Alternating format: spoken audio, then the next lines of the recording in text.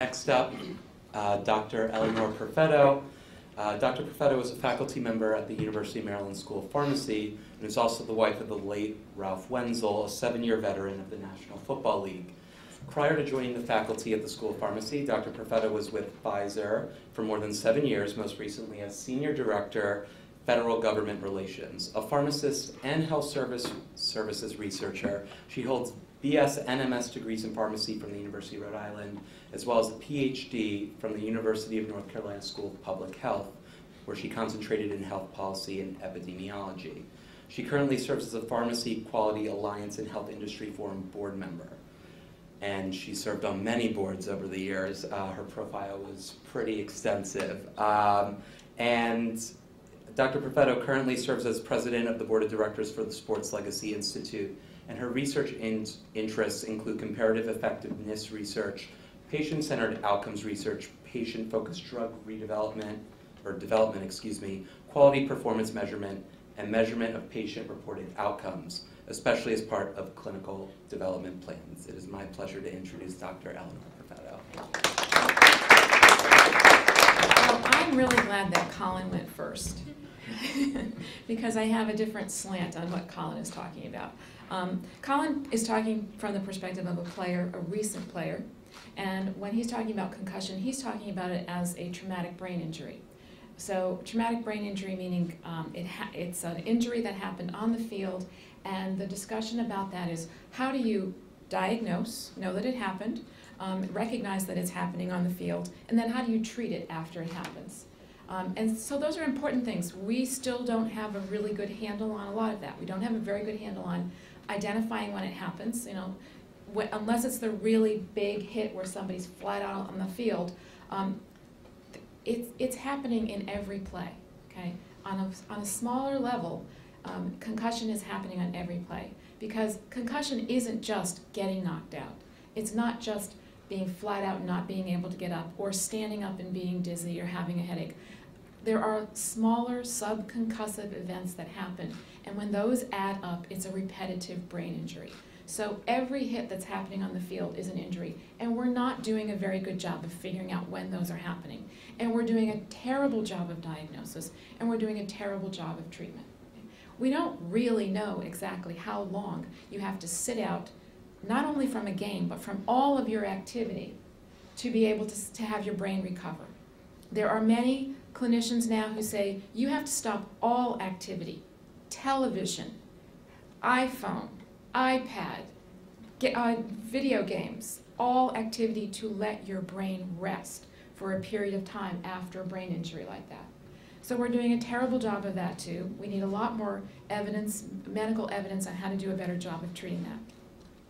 And then the one thing that we've done a very bad job of is, in an epidemiologic sense, following players after they've had a career like this, in understanding what happened to them after 3 years, 4 years, 10 years, 15 years of repetitive brain injury that happened while they were in practice and happened while they were on the field during a game. And I can tell you from my own personal experience, and I know Sylvia will also bring up her own personal experience, that what happened there was no longer traumatic brain injury. What happens after that is called, it has a different name. It's a different illness than the acute traumatic brain injury that happened. It becomes a chronic disease, and it's called chronic traumatic encephalopathy, CTE. So many of these players who've had these brain injuries, who then begin to develop CTE, start to manifest it in different ways. Typically, it starts to look like memory loss at a young age, relatively young age, mid-40s, late 40s, early 50s, memory loss, cognitive impairment, confusion about what you were doing or what you were supposed to be doing. In some, it's behavioral outbursts, not being able to control their temper or their behavior. You start to see things like that happening.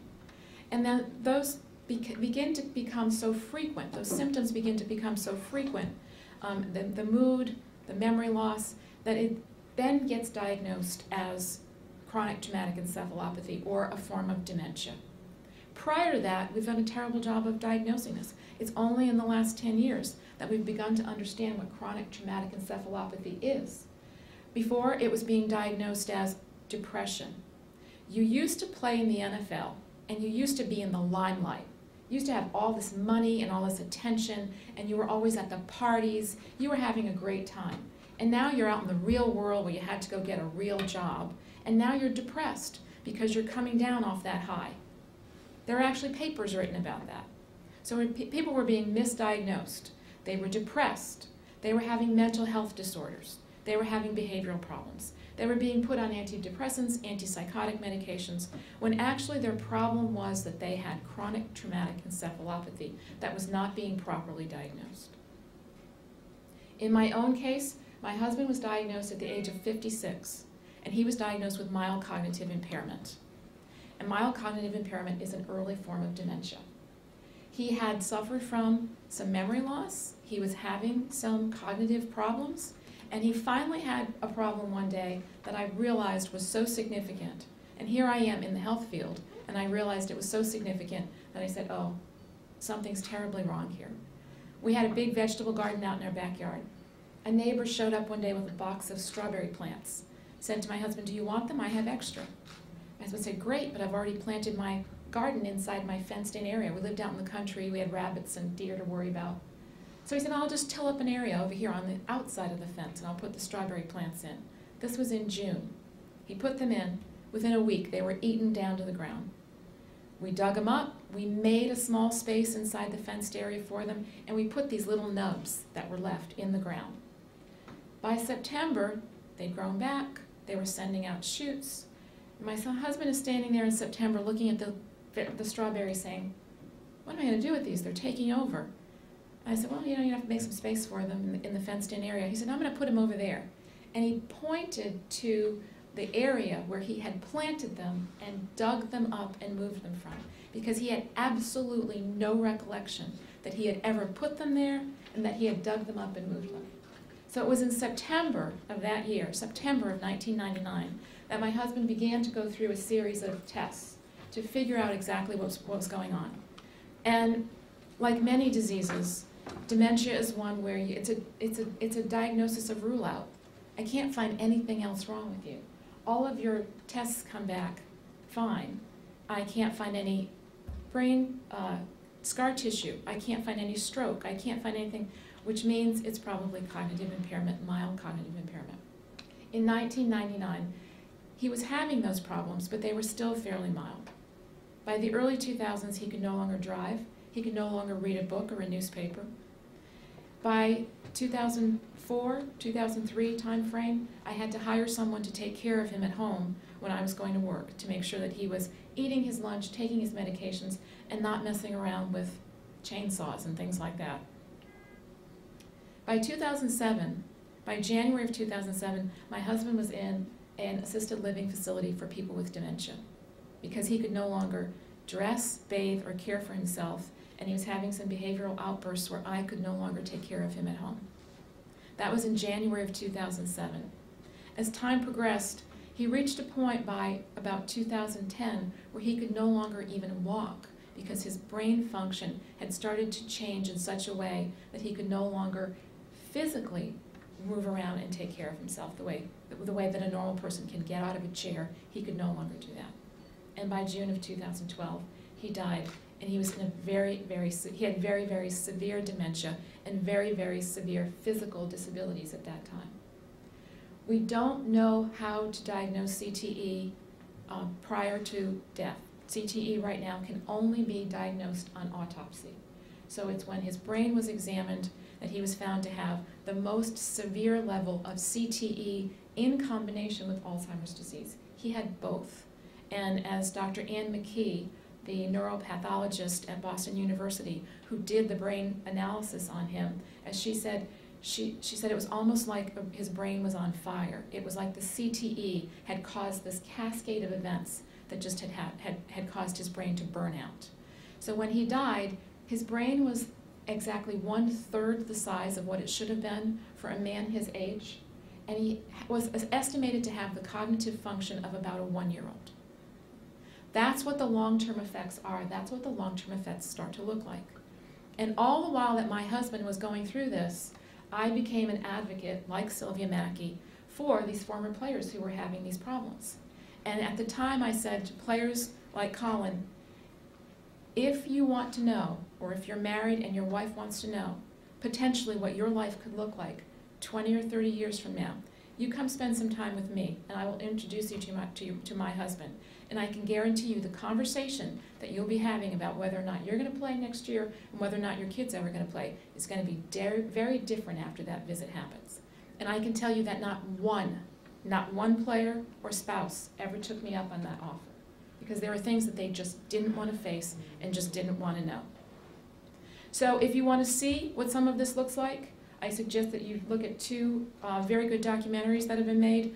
One is called Head Games, and that's about Chris Nowinski, and it's a very good documentary that tracks the career, the Harvard football and pro wrestling career of Chris Nowinski, and how he had suffered from concussions and head injuries, and how that propelled him into being an advocate, and he is now the executive director of the Sports Legacy Institute, which is a not-for-profit organization that's looking at policy issues, research issues, and educational issues in this area.